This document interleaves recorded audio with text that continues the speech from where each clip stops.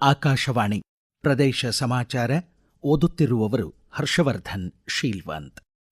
ಕೊಪ್ಪಳ, ದಾವಣಗೆರೆ ಸೇರಿದಂತೆ 4 ಜಿಲ್ಲೆಗಳಲ್ಲಿ ಉಪ ಪ್ರಾದೇಶಿಕ ವಿಜ್ಞಾನ ಕೇಂದ್ರಗಳು, ಗದಗ ಜಿಲ್ಲೆಯಲ್ಲಿ ಸುಸಜ್ಜಿತ ತಾರಾಲಯ ಸಿದ್ಧಗೊಂಡಿವೆ ಎಂದು ವಿಜ್ಞಾನ ಮತ್ತು ತಂತ್ರಜ್ಞಾನ ಖಾತೆ ಸಚಿವ ಎನ್ಎಸ್ ಬೋಸರಾಜು ತಿಳಿಸಿದ್ದಾರೆ.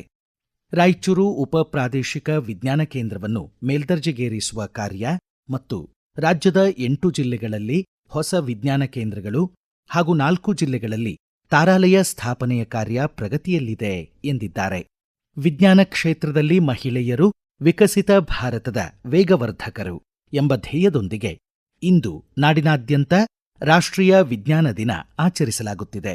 ಸರ್ ಸಿವಿ ರಾಮನ್ ಅವರ ರಾಮನ್ ಇಫೆಕ್ಟ್ ಆವಿಷ್ಕಾರಗೊಂಡ ದಿನವನ್ನು ಭಾರತದ ರಾಷ್ಟ್ರೀಯ ವಿಜ್ಞಾನ ದಿನವಾಗಿ ಆಚರಿಸಲಾಗುತ್ತದೆ. ವಿವಿಧ ಇಲಾಖೆಗಳ 56,432 ಹುದ್ದೆಗಳನ್ನು ಕಾಲಮಿತಿಯಲ್ಲಿ ಭರ್ತಿ ಮಾಡಲು ನಿರ್ಧರಿಸಿರುವ ರಾಜ್ಯ ಸರ್ಕಾರ ಪರಿಶಿಷ್ಟ ಸಮುದಾಯಕ್ಕೆ 6% ಹೆಚ್ಚಿಸಿರುವ ಮೀಸಲಾತಿಯ ಪ್ರಮಾಣದ ಹುದ್ದೆಗಳನ್ನು ಕಾಯ್ದಿರಿಸಿ ಪ್ರಕ್ರಿಯೆ ಆರಂಭಿಸಲಿದೆ.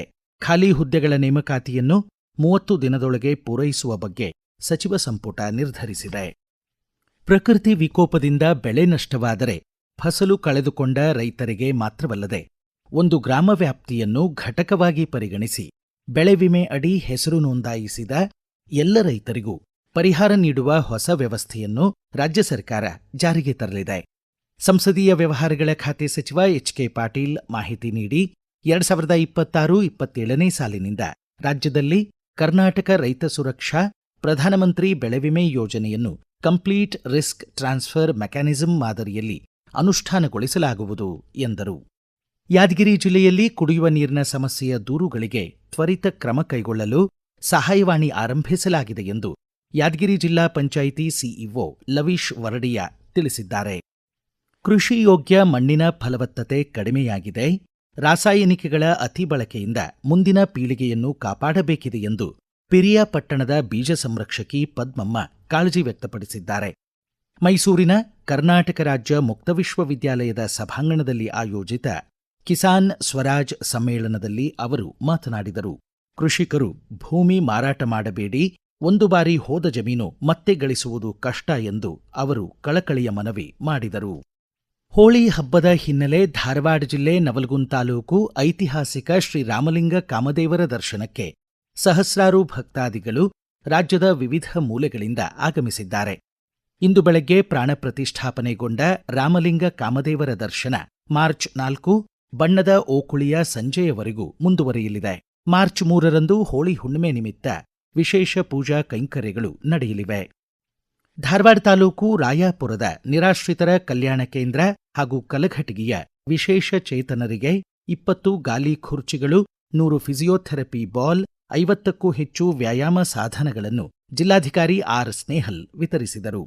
ಧಾರವಾಡ ಜಿಲ್ಲೆ ಉಸ್ತುವಾರಿ ಸಚಿವ ಸಂತೋಷ್ ಲಾಡ್ ಅವರ 51ನೇ ಜನ್ಮದಿನದ ಹಿನ್ನೆಲೆ ಲಾಡ್ ಪ್ರತಿಷ್ಠಾನ 10 ಲಕ್ಷ ರೂಪಾಯಿ ಮೊತ್ತದ ವಿವಿಧ ಪರಿಕರಗಳನ್ನು ಧಾರವಾಡದ ಶಿಕ್ಷಕಿಯರ ತರಬೇತಿ ಕಾಲೇಜು ಸಭಾಂಗಣದಲ್ಲಿ ಜಿಲ್ಲಾಧಿಕಾರಿಗಳ ಮೂಲಕ ನೀಡಿತು. ವನವಾಸಿ ಸಿದ್ದಿ ಸಮುದಾಯಕ್ಕೆ ಕೃಷಿ ಜೊತೆ ಜೇನು ಸಾಕಾಣಿಕೆ ಉಪಯುಕ್ತ ಕಸುಬು ಎಂದು ಧಾರವಾಡ ಜಿಲ್ಲೆ ಅಳ್ನಾವರ ತಾಲೂಕಿನ ಮಧುವನದಲ್ಲಿ ಜೇನು ಕೃಷಿ ತರಬೇತಿ ಕಾರ್ಯಾಗಾರವನ್ನು ತೋಟಗಾರಿಕೆ ಇಲಾಖೆ ಆಯೋಜಿಸಿತ್ತು. ಉತ್ತರ ಕನ್ನಡ ಜಿಲ್ಲೆ ಯಲ್ಲಾಪುರದ ಆಯ್ದ 30 ಸಿದ್ದಿ ಕುಟುಂಬಗಳಿಗೆ ಕೃಷಿ ಇಲಾಖೆ ಆತ್ಮ ಯೋಜನೆ ಅಡಿ ಪರಿಶಿಷ್ಟ ಪಂಗಡದ ಅರಣ್ಯ ಸಾಗುವಳಿ ಹಕ್ಕುಪತ್ರ ಪಡೆದ ರೈತರಿಗೆ ವಿಜಯಕುಮಾರ್ ರಾಗಿ ಪ್ರಾತ್ಯಕ್ಷಿಕೆ ನೀಡಿದರು. ಕರ್ನಾಟಕ ಮತ್ತು ಜಮ್ಮು ಕಾಶ್ಮೀರ ನಡುವಿನ ರಣಜಿ ಟ್ರೋಫಿ ಕ್ರಿಕೆಟ್ ಟೂರ್ನಿಯ ಫೈನಲ್ ಪಂದ್ಯ ಇಂದು ಹುಬ್ಬಳ್ಳಿಯ ರಾಜನಗರದ ಕೆಎಸ್ಸಿಎ ಕ್ರೀಡಾಂಗಣದಲ್ಲಿ ನಡೆಯುತ್ತಿದೆ. ಜಮ್ಮು ಕಾಶ್ಮೀರದ ಮುಖ್ಯಮಂತ್ರಿ ಒಮರ್ ಅಬ್ದುಲ್ಲಾ ಇಂದು ಬೆಳಗ್ಗೆ 10 ಗಂಟೆಗೆ ಕ್ರೀಡಾಂಗಣಕ್ಕೆ ಆಗಮಿಸಿದ್ದು ಪಂದ್ಯವನ್ನು ವೀಕ್ಷಿಸುತ್ತಿದ್ದಾರೆ. ತಮ್ಮ ತಂಡ ಮೊದಲ ಬಾರಿಗೆ ರಣಜಿ ಟ್ರೋಫಿ ಕ್ರಿಕೆಟ್ ಟೂರ್ನಿಯ ಫೈನಲ್ ಪ್ರವೇಶಿಸಿದ್ದು ಹೆಮ್ಮೆಯ ಸಂಗತಿ.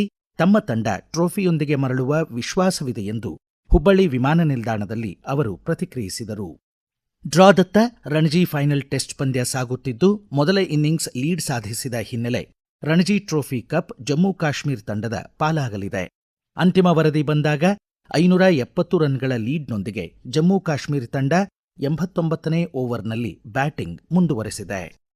ದಕ್ಷಿಣ ಕನ್ನಡ ಜಿಲ್ಲೆ ಮೂಡುಬಿದಿರೆಯ ಆಳ್ವಾ ಶಿಕ್ಷಣ ಪ್ರತಿಷ್ಠಾನದ ಆಶ್ರಯದಲ್ಲಿ ಜರುಗಿದ ಅಖಿಲ ಭಾರತ ಅಂತರ್ ವಿಶ್ವವಿದ್ಯಾಲಯಗಳ ಮಹಿಳಾ ಕ್ರಾಸ್ ಕಂಟ್ರಿ ಚಾಂಪಿಯನ್ಶಿಪ್ನಲ್ಲಿ ಮಂಗಳೂರು ವಿಶ್ವವಿದ್ಯಾಲಯ ಸಮಗ್ರ ವೀರಾಗ್ರಣಿಯಾಯಿತು. ಪುಣೆಯ ಸಾವಿತ್ರಿಬಾಯಿ ಫುಲೆ ವಿಶ್ವವಿದ್ಯಾಲಯ ದ್ವಿತೀಯ ಸ್ಥಾನ, ರೋಹಟಕ್ ವಿಶ್ವವಿದ್ಯಾಲಯ ತೃತೀಯ ಸ್ಥಾನ ಗಳಿಸಿದವು. ಇಲ್ಲಿಗೆ ಪ್ರದೇಶ ಸಮಾಚಾರ ಮುಕ್ತಾಯವಾಯಿತು. ನಮ್ಮ ಮುಂದಿನ ರಾಷ್ಟ್ರೀಯ ವಾರ್ತಾ ಪ್ರಸಾರ ಮಧ್ಯಾಹ್ನ 1:10 ನಿಮಿಷಕ್ಕೆ.